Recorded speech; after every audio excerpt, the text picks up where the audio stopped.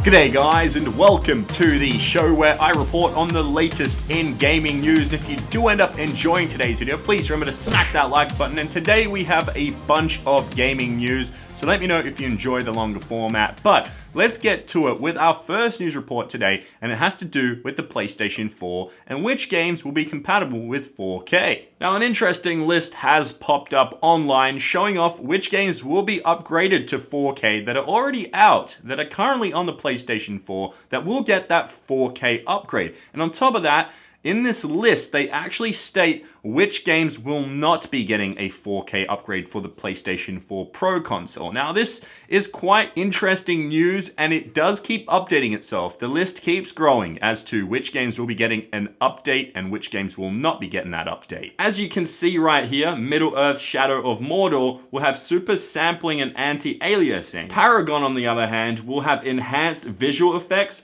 procedural ground cover, higher scene complexity, greater texture fidelity, and dynamic reflections. And this is all on a 1080 display. But if you look at the game The Witness, it'll be on a PS4 Pro with a 4K display, and it'll be running at 1440p resolution or possibly higher when it's upscaled to 4K. And it will come in at 60 FPS at a consistent rate. The text, menus, and other UI will be set at a native 4K. This is some pretty cool news right here, and the list, as I said, keeps updating. But speaking of that, we move to a list of unconfirmed games for the PS4 Pro that will or will not be getting upgrades. You can see the list right here. It includes big games such as Battlefield 1, Black Ops 3, Infinite Warfare, Modern Warfare Remastered, Days Gone, and the list keeps going on. It even includes games like FIFA 17 and also Spider-Man, Titanfall 2, Watch Dogs 2, Uncharted 4. It has a bunch of games in there, but the interesting thing is, half of these games here aren't even out yet. Some of them are coming out next year. Some of them, including Farpoint, are on the PlayStation VR. So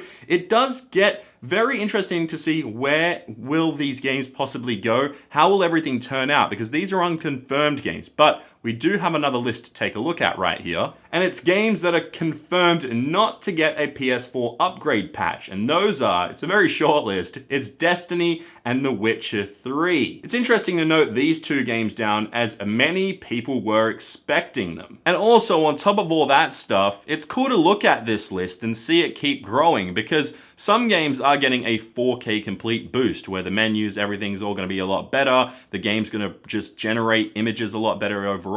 It's just a very weird way that they're doing it. Some games are doing things specifically this way, and then some are going in the completely different direction, and some are just going, hey, we're just not going to touch our game and we're going to work on other stuff or something like that. So I will keep you guys updated on this list. You can check out the link down below. It's going to keep growing as more information does come out. But until then, we have more gaming news to check out, and it's actually just a real quick one I want to touch on before we do get to the other reports, and it has to do with The Witcher 3 not being available in the 4K, or I guess the PS4 Pro update. CD Projekt Red, who are the developers behind The Witcher 3, have actually come out and stated as to why they won't be upgrading their game to fit the PS4 Pro. Because if you take a look at the game on PC, it is just amazing. You can just spec out that thing and just have a ball with it, but they're not going to bother enhancing the game for the PS4 Pro, and they stated, since we want to fully focus on Cyberpunk 2077 and Gwent, converting The Witcher 3 from a full HD game into a 4K one on console would be too much of a time and resource consuming process. We decided to not release an edition of Wild Hunt supporting the new features of the PlayStation 4 Pro. And honestly, I think this is pretty cool news right here, because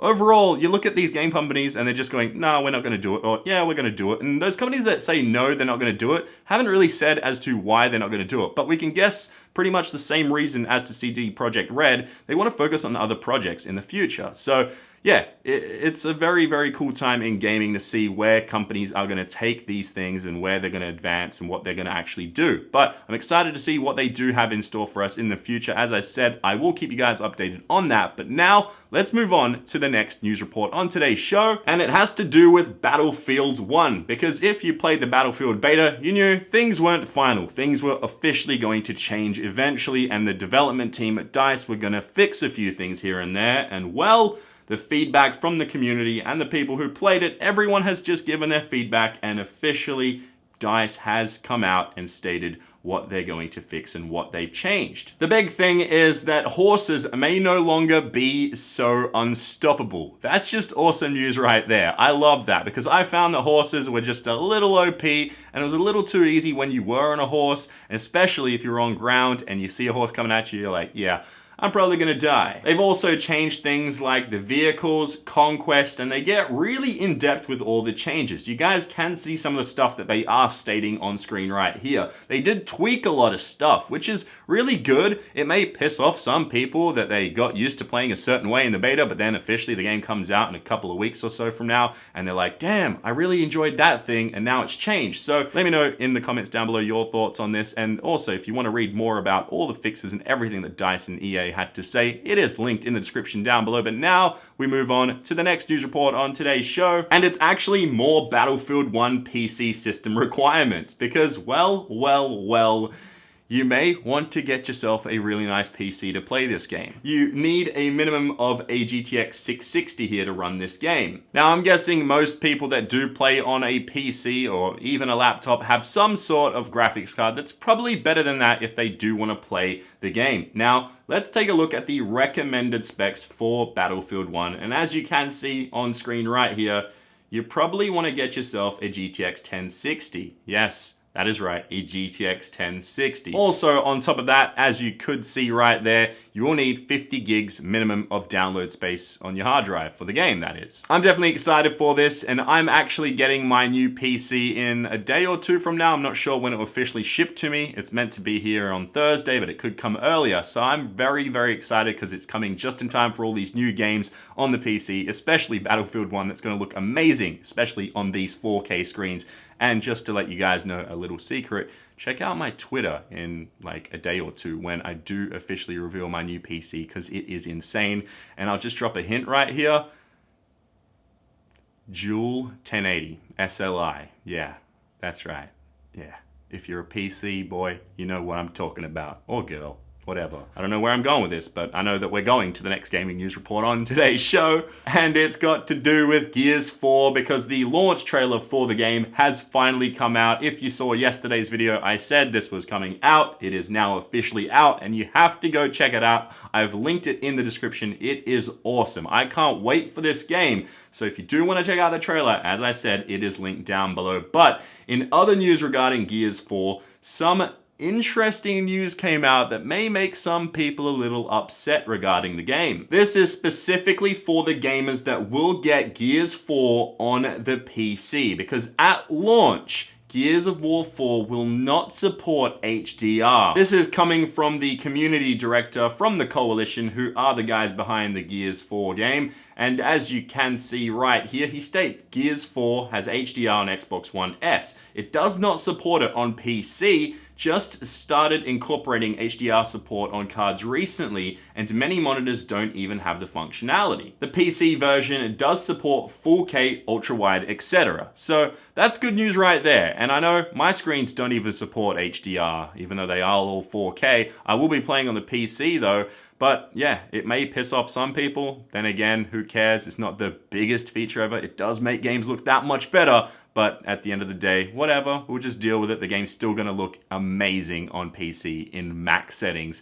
And yeah, I just can't wait for that game. Oh boy, here we go. Yeah, that's right. I wasn't lying. I'm gonna get my Marcus Phoenix on, and there's a lot of dust here. I'm gonna get my Marcus Phoenix on in 4K and kick some ass and chainsaw some mother... Yeah, I'm not gonna swear right here, but let's get to the next gaming news report on today's show. And it's for the people out there that own an Xbox One console. Just a quick thing here that I wanted to mention. I found this article online that states that there are 32, yes, 32 free games available on Xbox One. And I thought this was pretty cool just to let you guys know. You can see the full list here. It does include a lot of games that are kind of pay to win, or I guess have a lot of microtransactions in them. But Doritos Crash Course, probably the one you want to download. You know, Doritos sponsor, what up guys? But I will also mention there are a few cool games in there, such as Smite, World of Tanks that I have played before. And there are also a few other games listed with games with gold. You can see Assassin's Creed Chronicles China. It's free until October 15, so for another month or so. And yeah, those are the free 32 games. I thought I'd just share them with you guys right there. But now we're moving on to our final news report on today's show, and it has to do with the game we reported on yesterday, but today we have some great news for it, and it has to do with Death Stranding, which is Hideo Kojima's next game, and he has officially confirmed that Death Stranding will support 4K HDR on PS4 Pro. On top of just that news right there, which is awesome to begin with, he also confirmed that they will be using a famous studio's engine. He didn't state which studio, which engine, nothing like that, but Kojima himself has stated, as I will repeat, 4K HDR famous studio's engine. It's gonna be one hell of a game, hopefully, and it has. Daryl Dixon from The Walking Dead. I forgot his first name and last name in real life, but Daryl Dixon, a crossbow guy, yeah, that guy. It should be a good game, hopefully.